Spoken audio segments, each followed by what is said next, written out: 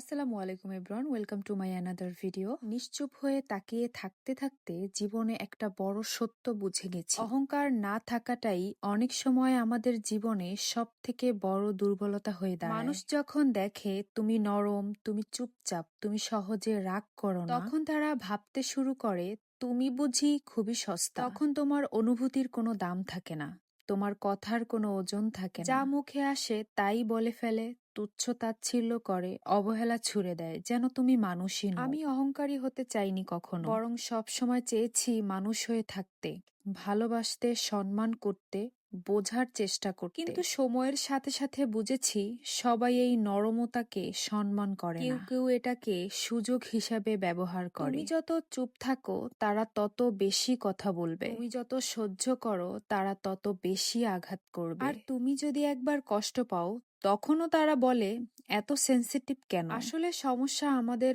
অনুভূতিতে না, সমস্যা আমাদের বিবেকে। যারা নিজের আচরণে নিজেই মানুষ হওয়ার প্রমাণ দিতে পারে না, তারাই অন্যকে মানুষ ভাবতে ভুলে যায়। অহংকার খারাপ, এ কথাটা ঠিক, কিন্তু নিজের আত্মসম্মান না থাকলে মানুষ তোমাকে পায়ের নিচে ফেলে দিবে। নিজের সীমারেখা না টানলে মানুষ তোমাকে খেলনা বানিয়ে নিবে। আমি শিখেছি নীরবতা মানেই দুর্বলতা নয়, হওয়া মানেই বোকা হওয়া নয়। কিন্তু সবাইকে সেই নরম দিকটা দেখানোও ঠিক না। কিছু মানুষ আছে যাদের সামনে শক্ত হয়ে দাঁড়াতে হয়, নিজের সম্মান রক্ষা করতে হয়। সবাই ভালোবাসার ভাষা বোঝে না, কেউ কেউ কেবল কঠোরতা বোঝে। এই পৃথিবীতে ভালো মানুষ হওয়া খুব সহজ না। বারবার ভেঙে যাওয়ার পরেও আবার বিশ্বাস করা, আবার ভালো থাকা, এটা সাহসের কাজ। আর সেই সাহসটাই অনেক সময় মানুষ দেখতে পায় না। তারা দেখে শুধু তুমি চুপ করে থাকো, তুমি প্রতিবাদ করো না। তারা জানে না এই চুপ করে থাকাটার পেছনে কত লড়াই, কত কান্না, কত না বলা গল্প লুকিয়ে থাকে। তাই আজ